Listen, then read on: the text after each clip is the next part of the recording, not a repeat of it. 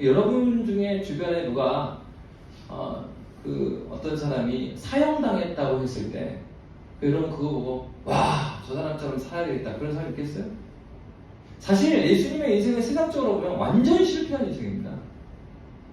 누가 그것을 자랑하겠어요?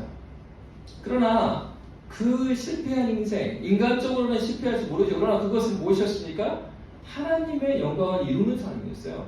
그러니까 이 땅에서 우리가 하나님 뜻대로 산다는 것은 이 세상에서 생각하는 상식선에서 성공하는 것이 하나님 나라에 성공하는 것 전혀 다르죠. 교회 안에서도 그렇습니다. 직분을 우리가 얻는다는 것은 우리가 잘해서 직분을 얻는 게 아니에요. 더 헌신되기 위해서, 더 종이 되기 위해서 하는 거죠. 근데 교회에서 인정받기 위해서 섬기는 분들도 많고요. 체면 때문에 신앙생활을 하는 사람도 많습니다. 이것은 이 화평하고 상관이 없어요. 하나님의 샬롬하고. 왜 그렇습니까?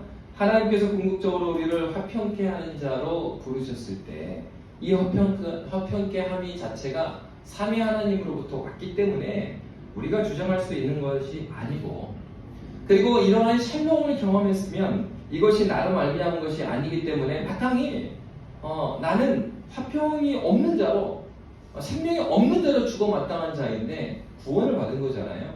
그렇기 때문에 당연히 빛이 부채음직을 가지고 있는 거예요.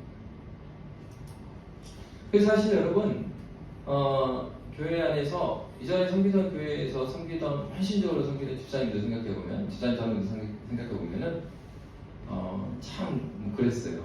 그래서 그 섬겼던 담임 목사님이 굉장히 아주 그 목회 방향이 뚜렷했거든요. 교회를 위해서 또 하나님 나라를 위해서 헌신하셨기 때문에 본인이 자신의 삶을 그렇게 살았고, 그러니까요 때로는 제가 선교센터를 한 10년 섬겼는데 수많은 집사님들이 한번 이제 센터의 위원장이 되면 3년 섬기고 이제 바뀌어요, 포지션이. 그러면은 이분들이 자기 직장에 다 있는데도 해외에 선교사가 있다 그러면은 출장을 목사님이 가시면 같이 가요. 프랑스든 뭐 남아공이든 어디든 휴가를 내고 가시는 거예요. 그냥 가느냐? 그냥 가지 않죠. 가서 선교사님이 현지에서 이 복음을 위해서 일하시는 간사님들, 그러니까 현지 지도자들이죠. 그러니까 이분들 생활비가 한 달에 10만 원 정도면은 생활이 가능합니다. 그러면은 1년 동안 가서 또 약정을 하고 오셔요. 근데 갔는데 선교제에 갔는데 이게 에어컨이 없어갖고 중국 같은 경우는 에어컨이 없어갖고 막 그 선교사님하고 회의를 하고 있는데 집사님이 그럼 제가 에어컨을 하겠습니다. 몇 천만 원 헌신하시고. 근데도 그 교회 와서 그 칭찬을 받지는 않습니다. 때로는 인간적으로 어떻게 생각하냐면 그 목사님이 수고한다는 말 한마디만 해주시면 되게 위로가 될 텐데, 근데 목사님 입장은 뭐냐면은 기본적으로 그리스도인들이 하나님께 노예가 된 인생을 사는 건데 마땅하게 하나님께서 물질을 줬으면 하나님 나라를 위해서 쓰는 게 당연하지, 그 교회에서 뭘 헌신했다고 자랑 같은 거 하지 말라고 생각하지도 말고 인정받으려고도 생각하지 말라. 그러려면 다른 교회 가라. 헌금 많이 해주면 인정 많이 해주는 교회 가라. 괜찮다. 하나도 서운하지 않습니다. 우리가 하나님을 섬길 때요, 우리의 삶에 있어서 우리의 뼈를 깎는 아픔을 통해서 하나님을 섬기지 않는다는 것은 자신이 그만큼 구원의 은혜가 무엇인지 깊이 있게 경험하지 못했다는 증거예요. 어떻게 생명을 구원받았는데 자신의 삶을 그렇게 가볍게 여기고 그리고 자신의 물질을 자신의 것이라고 생각하는 것입니까? 우리가 신앙을 고백하는 것이 정면 위배되는 거죠. 자기가 돈 많고 쌓아놔요. 그러니까 누구를 위해서요? 자식들을 위해서.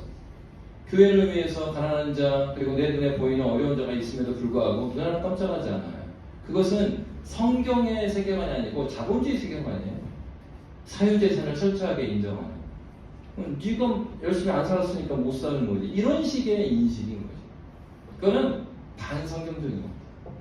그러니까 교회 안에서 하나님께서 주신 모든 선한 것, 좋은 것은요, 철저하게 주님의 것이라는 그러한 고백이 있어요. 그럼 언제까지? 죽을 때까지 그러는 거예요. 그 싸움이 있는 겁니다. 죽을 때까지. 이 말은 지금 여러분에게 집을 팔아서 헌금 많이 해라 뭐 이런 얘기 아니고, 사람들은 다 재산이 다르고요. 다 여유가 달라요. 물질만 그래요? 달란트도 그렇죠. 어떤 사람은 노래를 너무 잘하고. 우리 이영로 집사님 오늘 이렇게 찬양인도 매주 하시는데 이거 쉬운 게 아닙니다. 그 많은 사람이 찬양 인도를 할 수 있지만 은혜가 되는 경우는 또 달라요. 그게 다른 겁니다. 여러분 경별 찬양 알죠? 경별 찬양에 한세호 선교사님 계시는데 그 밑에서 아주 거의 수지작급으로 이렇게 섬기셨던 선교사님 계세요. 근데 그분도 그렇게 그분 찬양이 정말 잘합니다. 그리고 저도 못하지는 않아요. 근데 저도 느끼는 게 뭐냐면 제가 음악을 전공해 본 적이 있거나 음대 근처에 가본 적도 없어요. 근데도 이러한 찬양에 대한 부분도요, 그 달란트적인 요소가 많아요. 은사적인 게 많아요. 하나님께서 주신 게 있다고. 이게 여러분 그 아마데우스 모차르트 그 영화 보셨죠? 거기에 보면은 살리에르가 마지막까지 열등감에 시달려요. 근데 살리에르도 그렇고 아마데우스도 그렇고 모차르트도 그렇고 천재적이잖아요, 음악에 있어서. 근데 이게요, 살리에르는 철저하게 교육돼 갖고 개발된 음악성이고, 모차르트는 그냥 써볼까? 샥 써갖고 내면 이 비교가 안 되는 거예요. 여러분, 그건요 비교하면 안 됩니다. 그건 하나님이 그 사람에게 주신 거예요. 그러면 그런 달란트가 있는 사람과 달란트를 누구를 위해서 쓰는 것이에요? 하나님 나라를 어떻게 써야 될까? 그러니까 하나님 나라를 위해서 쓴다라는 것은 그 교회에서 성가대를 하면 내가 음악성이 있어요. 그러면 성가대를 하면 하나님께 쓰는 거고 아니면 안 쓰는 그런 차원이 아니죠. 교회 일에만 쓰라는 게 아니죠. 그것은 하나님의 교회와 하나님의 복음의 확장을 위해서 나의 삶의 현장 가운데 쓰는 거예요. 그게 달란트가 됐든 내 시간이 됐든 내 물질이 됐든 간에 그렇게 쓰는 거예요. 근데 그러한 몸부림이 있는가 없는가의 문제죠. 액수의 문제가 아니에요. 시간의 문제도 아니에요. 어떤 면에서는. 그러니까 이렇게 화평이라는 것은 궁극적으로 나에게 이루어진 이 평화는 나로부터 온 것이 아니고 주님의 것으로부터 온 것이기 때문에 주님의 것입니다라는 그러한 고백이 궁극적으로 우리에게 있어야 된다는 것이죠. 근데 여러분, 이 평화는 뭔가요? 사실 이 세상에서의 평화라는 것은 무엇입니까? 한마디로 말하면 자기 사랑에 대한 투쟁이에요. 그래서 여러분, 이 세상에서 말하는 국가적인 아까 말했던 평화 협약들, 사실은 평화 협약으로 말하고 있지만은 그 평화 협정들은 다 각 나라의 속내를 보면 그 나라의 그 정치적인 경제적인 이익과 항상 연루가 되어 있어요. 그렇잖아요. 그래서 얼마 전에도 미국의 대통령이 바뀌었지만은 그 이전에 미국의 대통령이 굉장히 재밌는 사람이었잖아요. 세계에 이렇게 협정들이 있으면은 다 자기 주식적으로 너는 우리 편 그리고 너는 남의 편 해갖고 그 구성원들을 자기 편 위주로 막 구성하려고 막 하고요. 참 재밌는 사람이에요. 여러분, 오늘날도 그렇잖아요. 나라와도 마찬가지고 기업에서의 어떠한 협약을 맺을 때도 그렇지 않습니까? 기업에 있어서 이익이 될 때 하는 거지. 거기에는 경제 세계에서 정의 그런 거 어디 있습니까? 사회적인 윤리라는 것도 무엇을 위해서 하는 거예요? 기업의 이윤출을 위해서 하는 거예요. 고객 만족 왜 하죠? 돈 벌려고 하는 거죠. 제가 그 학부에서 경영학을 공부하면서 딱 발견했던 게 궁극적으로 이게 기독교 신앙하고는 일치할 수 없구나. 그런데 경영학 공부가 도움이 됐던 거는 이 세상이 어떤 곳인지는 알겠다. 그러니까 여러분, 마트에서 백화점에서 그리고 여러분 그 쇼핑몰 막 의식 없이 막 가잖아요. 그 상품의 배치도 다 마케팅 원리에서 나와요. 마케팅 원리가 어디 나오는 거예요? 시장에서 성공한 거 케이스 갖고 와고 원리 만드는 거예요, 그냥 학자들이. 그래가지고 마트에서도 여기 에스컬레이터 봐보세요, 에스컬레이터. 시티게이트, 통청에. 나 처음 간 사람은요, 너무 쇼핑몰이 크니까, 이게 7층이었다 그랬나 하는데, 아니, 에스컬레이터를 이렇게 계속 올라가면 되는데, 꼭 이게 돌게 만들어요, 이렇게 돌게. 왜요? 그래야지 눈이 가고 쇼핑하다 하나 더 할 거 아니에요. 이게 하나하나가 철저하게 이 경제 논리로 만듭니다. 근데 홍보할 때는, 마케팅 할 때는 고객의 만족을 위해서, 고객이 감동할 때까지. 네 고객님, 속마음 어디 있어요? 네 고객님, 빨리 카드를 주시죠. 네 고객님, 돈 내셔야죠. 이런 거죠. 이 세상에서 말하는 만족, 샬롬, 이것은요 성경에서 말하는 샬롬이 아니에요. 왜? 그렇게 하는 그 평화의 궁극적인 목적이 누구를 향해 있습니까? 그 서비스를 제공하는 자신에게 향해 있는 거예요. 내가 이렇게 당신한테 서비스를 제공하니까 당신은 정당한 대가를 내야지. 이게 그 사랑하는 대상이 최종 목적지가 아닌 거죠. 여러분, 결혼할 대상이 나와 있는데 그러는 거죠. 처음에 만나면 형제자매들이 만나면은 그 호구조사죠, 호구조사. 뭐 직업이 뭐고 그 전까지는 막 느낌이 좋았는데 이야기 들어보니까 부모님 사업도 알게 되고 그 상대방의 직업도 알게 되고 그러니까 이러는 거죠. 난 당신과 결혼하고 싶습니다. 나와 결혼해 주십시오. 그러니까 이제 자매가 물어봐요. 왜 나를 사랑하는지 말해보시오. 제가 중학교 때인가요? 고등학교 때인가 그 담당하시는 목사님이 약간 이렇게 산적같이 생기셨어요. 그 얼굴도 정말 이렇게 정이 가는 얼굴이 아니고 그냥 무섭게 생기셨어요. 오히려 교회에 있기보다는 저쪽에 좀 이렇게 깍두기 쪽에 계시면 어울리는 거예요. 몸도 그렇고요, 얼굴도 그렇고요. 까무잡잡 하셔. 그게 좀 어울리시는 분이에요. 근데 이제 목사님이 결혼하는 얘기를 해줘요. 그래서 아이들한테, 호기심이 많은 아이들한테 목사님 첫날 밤에 뭐 하셨어요? 그러니까 첫날 밤 얘기를 해주지. 그래서 사모님이 그랬대요. 결혼해가지고 우리가 잠자리에 들기 전에 당신이 나를 사랑하는 이유 100가지를 먼저 이야기해라. 지금 그날 밤에 그냥 이렇기 때문에 당신을 사랑합니다. 어찌됐건 100가지를 이야기했다는 거예요. 여러분, 이게 그 100가지 이유 중에 만약에 이런 게 있다면 결국은 뭐 100가지가 됐든 1000가지가 됐든 그 진정한 사랑이라는 건 뭐야 되겠어요? 네가 홍길순이니까 난 사랑한다. 이거야 되죠. 이유가 많아도 결국은 네가 홍길순이니까 난 사랑한다. 이게 돼야 되지 않겠어요? 내 사랑의 목적지가 그냥 당신의 존재다. 이렇게 돼야지. 내가 당신을 사랑하는 이유는 당신 아버님이 회장님이니까 나에게 교회 하나는 지어주지 않을까. 그래서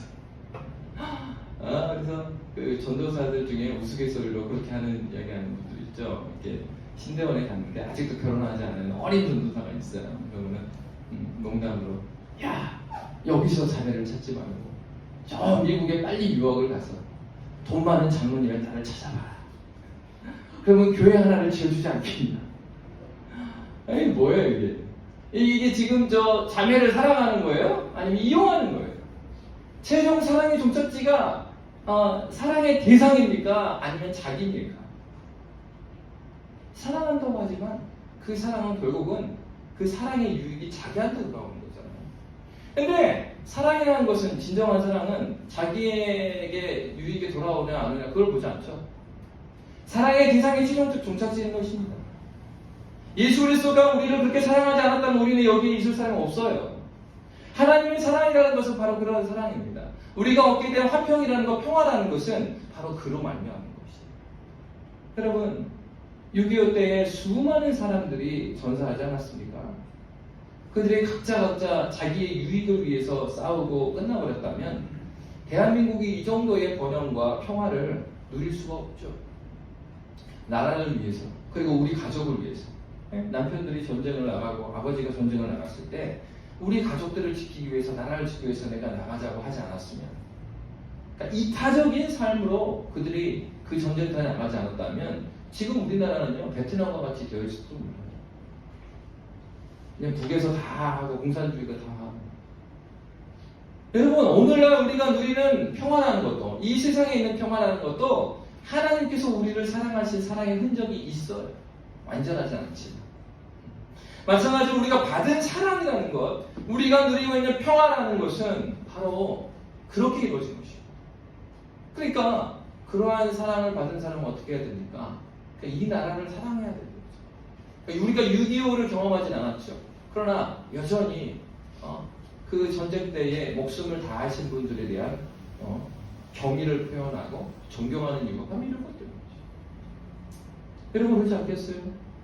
우리 가족을 위해서 밖에 나가서 열심히 일하는 그 아버지. 근데 그 사람의 마음을 생각해 주는 것. 그가 자기 살자고 그렇게 해요? 자기 살고 자기 자존심 세우려면 사회생활 할 수 있겠습니까?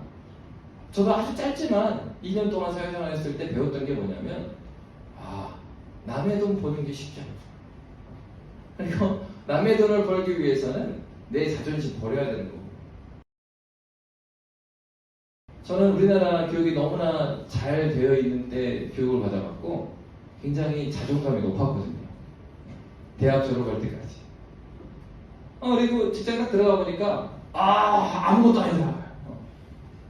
그래서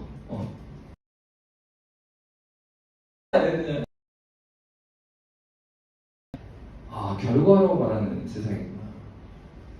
근데 저 거래처에 갔더니 이건 결과가 아니고요. 그냥 무조건 앞쪽 엎드려야 되는 거예요. 거래처가 원하는 대로 다 만족시키지 않으면 그러면 저게 안 나오죠.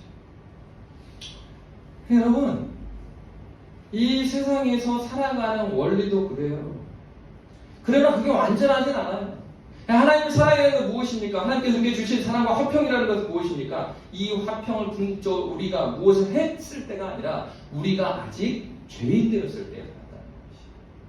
마땅히 우리에게는 무엇이 있습니까? 그렇게 그 사랑을 증거함이 필요한 것이죠. 여러분, 이 세상에서는 결국은 이 평화, 샬롬이라는 것의 목표가 자기 사랑입니다. 그러나 하나님께서는 우리를 처음 지으셨을 때 그렇게 지으시지 않았죠. 그리스도 예수께서 우리에게 주신 사랑도 그것이 아닙니다. 이 땅에서의 그러한 성경의 증거를 보면 창세기에 보면은 라멕이라는 사람이 나와요. 그 사람이 무엇을 만들었냐면 성을 만들었어요. 그리고 창세기에 또 보면은 이후에 바벨탑을 만들어요. 근데 바벨탑을 만든 목적을 9장에서 보면 우리의 이름을 내고 흩어짐을 면하자였어요. 그러니까 우리의 이름을 내기 위해서, 그리고 흩어짐을 면해서 모여갖고 어떻게 하자고요? 저 하늘에다 차 어떻게 하기 위해서, 하나님과 같이 되기 위해서, 우리의 명성을 내기 위해서 이 세상은 뜻을 이루고 마음을 합하였습니다. 이것이 자기 사랑의 특징이에요. 이 세상적인 사랑과 샬롬의 특징은 자기의 성을 쌓는 거예요. 하나님 나라의 확장을 위해서 살아가는 것이 아니에요. 하나님 나라의 확장을 위해서 우리가 어떻게 살아야 되겠습니까? 하나님 나라 확장하려고는요, 자기 성을 자꾸 무너뜨려야 되거든요.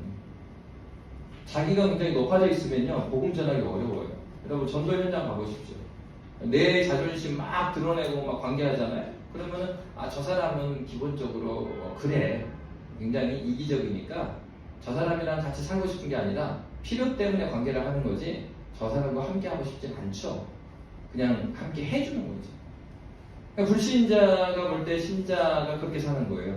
교회가 그렇게 사는 거예요. 교회에 불편이 되면 막 데모하고, 그리고 사회에 어려움이 있을 때는 나 몰라라 하고 자기들끼리 잔치만 하고. 그러니까 어떻게 했어요? 사람들이 가만 보니까 교회는 어떨 때만 잘해줘요? 자신들이 교회 나가주겠다고 했을 때만 잘해줘요. 어떻게 보이는 거예요? 비즈니스로 보이는 거예요. 궁극적으로 교회 풀리게 하는 거구나. 마트하고 다를 바가 없는 거예요. 그런 놈의 신앙은 너나 가져라. 근데 그게 아니라 사회가 어렵고 그리고 공동체가 어려워질 때 성심을 다해서 헌신해 주는 거예요. 자기한테 유익이 가지도 않음에도 불구하고 그래 헌신해서 섬겨주고 헌신해서 이렇게 사랑해 주는 것을 볼 때 자신의 성을 쌓는 게 아니죠. 그거에서 자기가 좋은 사람으로 이름받기 위해서 하는 게 아니라 저 사람의 마음에 진심이구나. 여러분, 이 세상 두려움 때문에 이것을 해소하기 위해서 자기의 성을 쌓습니다. 자기의 전문 영역을 만들어요. 그래서 이것을 진입장벽 자기가 가져가는 방식으로 이 세상을 살아갑니다. 그래서 그렇지 않은 사람, 이 성에 못 들어온 사람은 밟고 지배하는 방식입니다. 그러나 성경에서 말하는 샬롬은 그렇게 이루어지지 않아요. 성경에서 말하는 샬롬은 이러한 성벽을 자꾸 무너뜨리는 거예요. 내 성벽. 누가 나한테 거쳐갈 수 있는 사람이 되죠. 누가 와도 쉬어갈 수 있는 사람, 오아시스와 같은 사람, 쉴 수 있는 사람이 되는 거죠. 성경에서 주는 이 샬롬이라는 것은 그것입니다. 이 사회에서도 일반인적 가운데 우리가 배워가는 건 뭐겠어요? 아, 내 자존심을 다 가지고 살려고 하면 유능해야 되는구나. 전문성을 가지고 성실해야 되는구나. 나보다 뛰어나야지 무시당하지 않고 이렇게 살 수 있겠구나. 근데 그렇게 하기 시작하면요, 끝이 없습니다. 무한 경쟁이잖아요. 끝이 없어요. 언제까지 경쟁하겠어요? 나이 들면요, 아무 소용이 없대요. 김남일 목사님 굉장히 똑똑하신 분이거든요. 그래서 그 은퇴하신 장원장님, 목사님이 젊었을 때 회의를 하면 자신들도 사업을 하고 웬만한 대기업들의 비서실에도 있었고 뭐 굉장히 뛰어난 분들이 장로님인데 회의를 해보면은 그냥 발상 자체가 너무 탁월해갖고 한 번씩 이렇게 한 대 맞은 듯한 느낌이. 근데 이제 목사님이 60이 넘으시니까 목사님 자신이 말씀하시는 게 나도 한 번에 가갖고 이럴 때 퍼뜩퍼뜩 했는데 이젠 그냥 그런 얘기잖아요. 20대에 서울대 나오고 나오고 구분이 있는데 한 60 넘어서 70 넘어서면 다 똑같다. 사람들. 여러분, 이 세상에서는 그러한 자기성을 쌓고 그거에 따라서 그 질서를 세워갑니다. 근데 하나님께서는 그렇게 하지 않으시는 거죠. 그래서 성경에서 보면은 마가복음 3장 17절에 보면은 이러한 사람들이 나와요. 한번 읽어볼게요. 함께 읽겠습니다. 시작. 또 세베대의 아들 야고보와 야고보의 형제 요한이니 이 둘에게는 보아너게 곧 의의 아들이란 이름을 가르쳤으며. 결국 평화라는 것은 하나님 나라의 질서에 지배되는 삶. 하나님 나라의 질서에 지배되는, 맛만 보는 게 아니라 지배되는 삶을 살아가는 거거든요. 그러니까 이 예수님의 제자들이잖아요. 야고보와 요한 있잖아요. 이 사람 굉장히 유명한 사람들 아닙니다. 성경에 자주 나오고.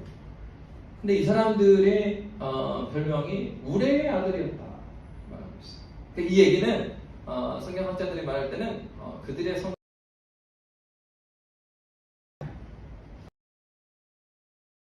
막 열받고 막 큰 소리 치고 막 이런 분들이 있죠.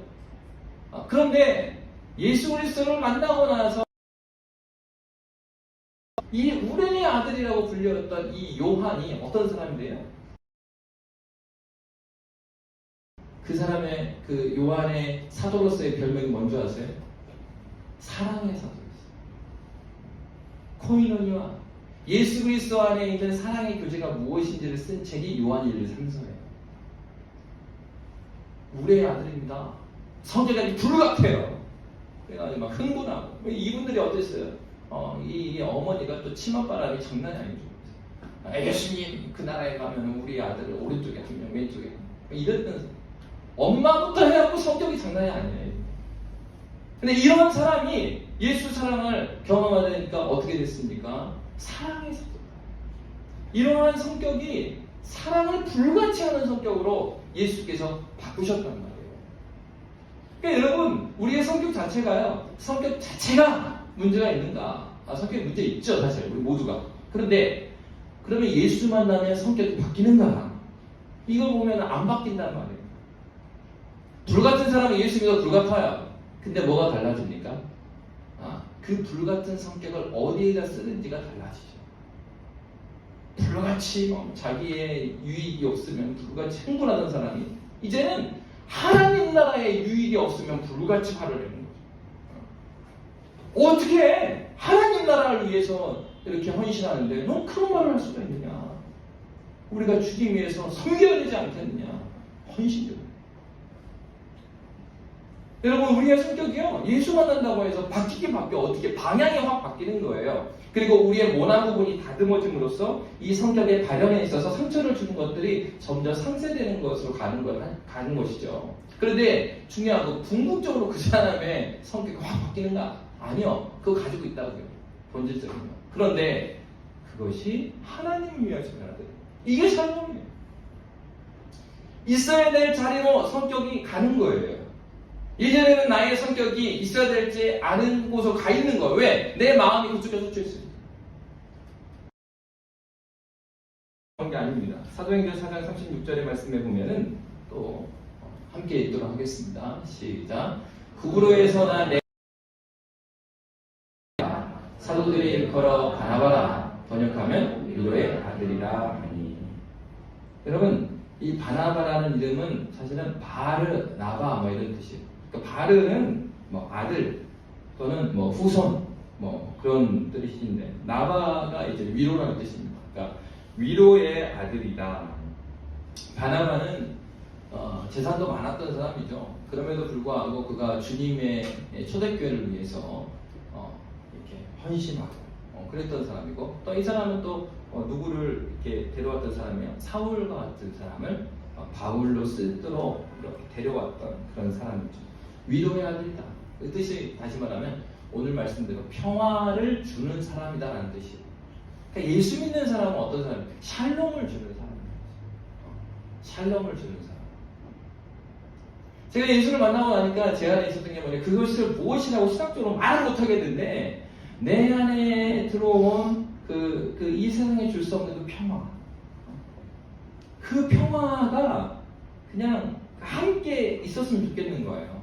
교회 안에 이렇게 보이는 분들이, 저분도 이 평화에 같이 있었으면 좋겠는데, 그 마음. 평화. 바나바가 자기에게 이루어진 하나님 나라의 평화가 초대교회 가운데 있기를 원했어요. 사울에게 있기를 원했어요. 평화를 주는 자. 여러분은 샬롬을 주는 자입니까? 아니면 N샬롬, N 부정어예요. N샬롬을 주는 사람이야? 아니면 샬롬을 주는 사람? 우리의 샬롬의 근원은 삼위 하나님입니다. 삼위 하나님으로부터 온 그 샬롬을 우리는 전하는 자죠. 그렇기 때문에 요한복음 12장 36절은 이렇게 말하고 있어요. 우리 함께 읽도록 하겠습니다. 시작. 너희에게 아직 빛이 있을 동안에 빛을 믿으라. 그러하면 빛의 아들이 되리라. 무슨 얘기겠습니까? 빛의 아들이라는 얘기는 달이 있죠. 달이 밤에 보름달에 빛을 비춥니다. 달 자체가 빛을 비추는 게 아니라 반사하는 거예요. 우리 하나님께서는 빛이 자체 발광을 하시는 거예요. 자체에서 빛과 열을 내주시는 거예요. 그러니까 우리가 하는 건 뭐예요? 그 빛을 그대로 받아서 반사해 주는 것이에요. 그러니까 오늘 성경에 나와 있는 그 하나님 나라의 샬롬이라는 건 무엇일까요? 하나님 나라의 질서가 우리를 먼저 지배해야 돼요. 그래서 이것을 지배해서 지난주에 말씀드린 것 같이 수도가 아닌 몫으로 있으면 어때요? 그 빛이 지배해야 그 지배된 빛을 반사할 텐데, 이 거울을 안 닦아놓으니까, 거울을 안 닦아놓으니까 빛이 왔는데 그냥 비치긴 비치는데 그게 이제 빛이 비치는 건지 마는 건지 이렇게 된다. 여러분 돋보기 사용해 보셨잖아요. 어릴 때 장난치고 불 지를 때. 그냥 돋보기도 그냥 막 대충 닦아놓으면은 이게 제대로 안 되잖아요. 깨끗이 닦잖아요. 애들. 어릴 때 시골에서 성냥 이런 거 부모님이 애들한테 안 주잖아요. 들에다 불 지르고 다니니까, 산에다 불 지르고. 그러니까 학교에서 어떻게 친구들이 과학실에서 돋보기 훔쳐갖고 잊지 말로는 그냥 빌렸대. 빌려준 사람도 없는데 빌려와가지고 야 오늘 들에서 같이 놀자. 뚝방에 가가지고 잔디에다 대놓고 막 실험해보고, 과학 시간에나 열심히 하지 말이에요. 다 끝나가고 이 되나 안 되나 보자. 그래서 남의 산에 불 지르고 다니고. 그래 애들이 잘 닦는다고요. 잘 닦아야 이게 제대로 돋보기가 역할을 하신다. 그러니까 우리가 하나님 앞에서 샬롬의 사람으로 준비된다는 건 바로 이런 거죠. 우리의 마음을 정결하게 거룩하게 잘 닦아야 돼요. 잘 닦아야 돼요. 제대로 전달될 수 있도록. 여러분 제대로 전달되려면 좋은 돋보기를 사용해야 돼요. 그러니까 어정쩡한 돋보기는 불이 잘 안 만들어지죠. 두꺼우면서 이 가운데가 잘 모아지게, 이게 또 각이 있대요. 돋보기가. 이 각이 잘 안 만들어진 돋보기는 이 빛이 잘 안 모인다는 거죠. 그러니까 정교하게 각이 계산돼서 만들어진 그 돋보기를 써야죠. 그 정교함이라는 것은 무엇이겠어요? 우리가 하나님을 알되 그냥 카더라, 하나님 그런 분이래 이런 거 말고 성경에서 말하고 있고 역사적으로 검증됐고 교회에서 신앙 고백으로 명확하게 말하고 있는 하나님을 우리가 알고 있어야 돋보기를 들었어요. 돋보기를 들었는데 야 해봐 잘못 가져왔어. 오목 돋보기를 가지고 뭐 오목 돋보기 하면 불이 납니까? 하나도 불이 안 나지. 예수를 믿는데 가지고 다니는 무기라고 오목 돋보기 갖고 다니는 거예요. 맞지도 않은 거 가지고 와갖고 불 좀 왜 불이 안 나지? 자기가 잘못 들고 있으니까. 자기가 잘못 들고 있는 것도 모르는 거예요. 내가 무엇을 믿고 있고 누구를 믿고 있는지 모르는 거예요. 여러분 성경을 알지 못하고 어떻게 우리가 그 빛을 빛대로 그 열을 열대로 반사시킬 수 있겠어요? 그렇기 때문에 신자는 하나님 나라의 샬롬의 사람으로 살아간다는 것은 먼저 하나님의 샬롬을 경험한 사람이어야 되고 두 번째로는 그 하나님의 샬롬의 질서가 나를 정복한 사람이에요. 예수를 만나야 되고요.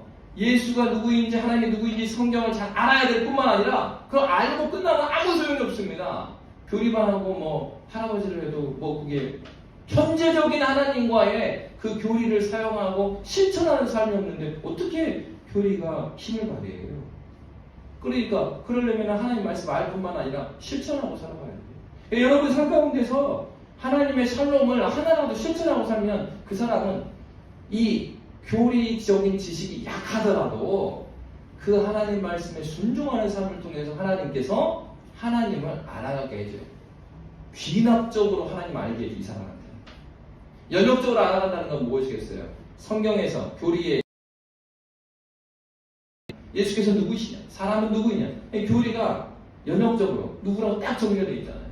근데 이렇게 배웠으면 삶 가운데 시간과 공간 가운데서 하나님께서 당신이 누구이신지를 보여주시는 것을 너희는 나를 시험해봐. 순종해야 그 말씀이 이 말씀이었구나 라고 말할 수 있습니다. 이 순종하는 사람은 없어요. 공부는 열심히 하는데 그런 사람 있거든요. 공부하는 데는 빠지지 않고 하나도 적용해 본 적이 없는 거예요. 아닙니까? 실천 중에서 막 하는데 하나님 아는 거 하나도 없어요. 너희가 소망에 관한 이유를 말할 준비하고 살아가라는데 준비된 게 없어요. 하나님께서 길을 막 주셔. 막 열정이 있고 이렇게 섬기고 다니는데 하나님께 길을 많이 주시는데 무엇부터 말해야 될지 모르겠는 거예요. 복음을 전해야 되는데 너 왜 이렇게 섬기니? 여러분 기도하고 있고 복음 전하기 위해서 이게 준비된 사람은 내가 왜 이렇게 섬기겠냐? 이야기하지 마. 너 분위기 보니까 또 전도하려고 그러지. 그래! 내가 전도하려고 그러니까 잘. 그래서 나도 원래 너처럼 여행 다니기 좋아하고 근데 자기 사랑으로 사는 게 너무 충만이다.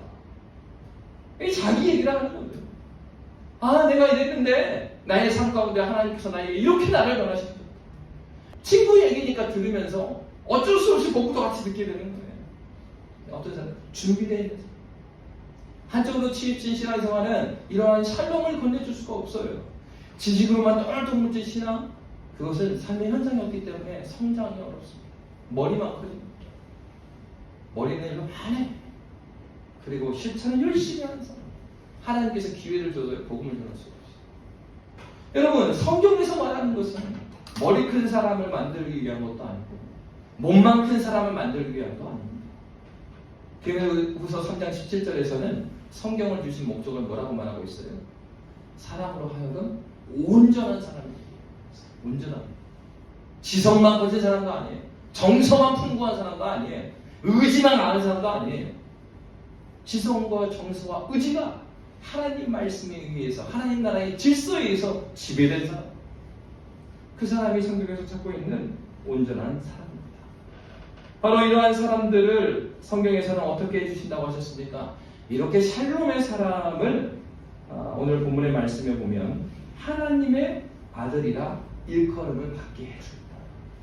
이 성경에 보면 하나님의 아들이라 일컬음 마태복음 5장 9절의 말씀에 보면 이 말씀은 하나님께서 해주겠다라는 의지가 들어가 있습니다. 하나님의 아들이라 일컬음을 받을 것이며라는 것은 하나님의 아들이라 부름받게 해주겠다. 어떤 사람? 샬롬의 사람은 하나님의 아들이라고 불리움을 받는다. 자기가 하나님 살고 있는 관계 가운데 있는 많은 사람이 그래도 우리 동기들 중에 초등학교 동기들 그래도 우리 동기들 중에 많은 장로가 나왔지만 홍길동 장로는 진짜 장로지. 안 믿는 동창이 그럼 술자리에서 만난다. 동창이야. 야 그래도 야 너도 장로가 됐냐? 장로가 됐냐? 나중에 오니까 야 우리 다음부터는 술집에서 만나지 말자. 야 그래도 보니까 홍길동이는 그래도 진짜 장로 같구나. 주님을 알지 못하는 자들도 예수 믿는 자가 누구인지 아주 기본은 알아요. 너는 알아. 여러분 부끄러운 거지. 하나님의 아들이라는 것은 첫째는 빌립보서 4장 9절에 보면 이렇게 되어 있습니다. 함께 읽도록 하겠습니다. 시작.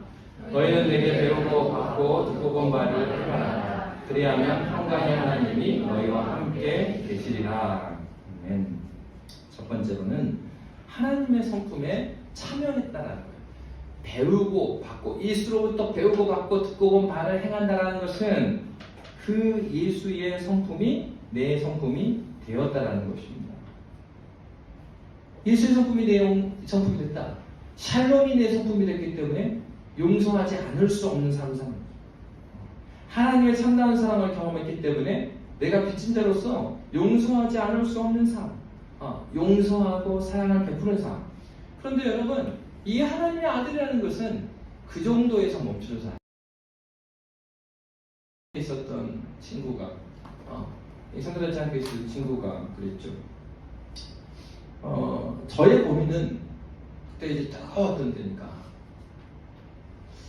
성경에서 말하는 사랑이라는 것을 그때는 뭐 신학생도 아니었고 제가 교리를 많이 알았던 것도 아니에요. 근데 실존적인 저의 고민은 뭐냐면 내가 경험한 하나님의 사랑이라는 것은 충만하거든요. 막 흘러가는 거죠. 사랑을 주지 않을 수 없는 그 마음이 나한테 있는 것인데 이 선교단체 지체들과 훈련받으면서 관계 가운데 있는데 우리 지체들 안에 사랑이라는 개념이 서로 크게 문제가 그리고 같이 전도도 하고 선교여행도 떠나니 이 정도면 괜찮은 관계라고 생각하고 있는 경우들이 있었어요. 과연 그런 것인가? 적당하게 알고 지내는 정도가 사랑인가? 상식적으로 이 세상에서 사랑도 그렇지 않습니까? 진정으로 사랑하면 특징이 뭐냐면 알고 싶거든요. 그죠? 알고 싶어요. 우리가 일방적으로 연예를 알아도 BTS를 안다 그러면은 네가 진정으로 BTS를 아느냐 질문하잖아요. BTS 최근에 노래 3개, 5개를 말해보시오. 어느 날 우리 딸이 이러더라고요. 그러면 BTS 멤버들의 이름을 말해보시오. 그러면 BTS 그래서 결론적으로 나는 BTS를 사랑하지 않는. 여러분 사랑은요 알고 싶은 거예요.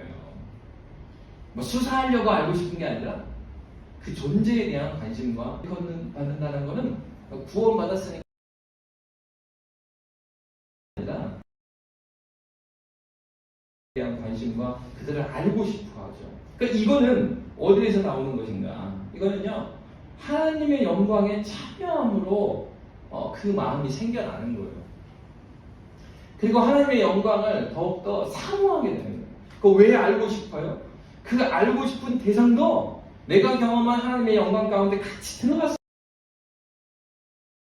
그래서 누가복음 20장 36절은 이렇게 말하고 있습니다. 함께 읽도록 하겠습니다. 시작. 그들은 다시 동등해요. 부활의 자녀로서 하나님의 자녀입니다. 아멘. 하나님의 자녀, 하나님의 자녀, 하나님의 아들, 하나님의 자녀. 그 특징이 뭐예요? 상속. 무엇을 상속받아야 되겠어요? 그것은 하나님 나라의 오직 성령으로 말미암은 하나님 나라의 기쁨과 영광을 상속받은 자들이 우리죠. 그리고 현재적으로 하나님의 그 영광과 기쁨이 여러분의 삶 가운데 있으십니까? 이런 거 말고요. 겨우겨우 이렇게 턱걸이 겨우 해갖고 이거 말고 예. 거뜬히 예. 그러니까 하나님의 그 사랑을 전해줄 수 있는 그러한 상태. 화평하게 하는 평화, 화평하게 하는 사람들이라는 것입니다.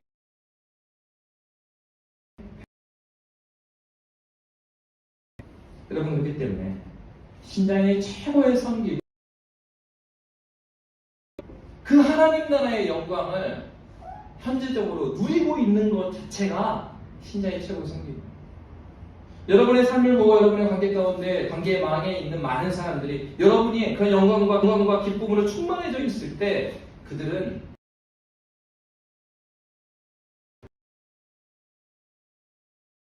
그리고 그들을 고백할 때 같이 있는 건 마찬가지인데 네가 그렇게 견딜 수 있는 꼬다에 잠을 잘 자고 포성포성 얼굴이 포동포동해서 오냐. 여러분 그것이 어떤 약 때문이 아니라 하나님께서 주시는 약 때문에, 하나님이 주신 구약과 신약 때문에, 하나님께서 주신 샬롬 때문에 우리가 푹 잘 수 있고, 그리고 그 관계 가운데 하나님의 충만한 사랑과 기쁨이 흘러간다면 하나님께서는 너무나 우리를 다 표현할 수 없는 하늘의 은혜와 이 땅의 은혜로 우리를 이끄실 것입니다. 여러분 다른 어느 때보다 우리는 어려운 시기를 보내고 있고 다른 어느 때보다 이 말씀이 그렇기 때문에 우리에게 중요합니다. 우리는 누구라고요?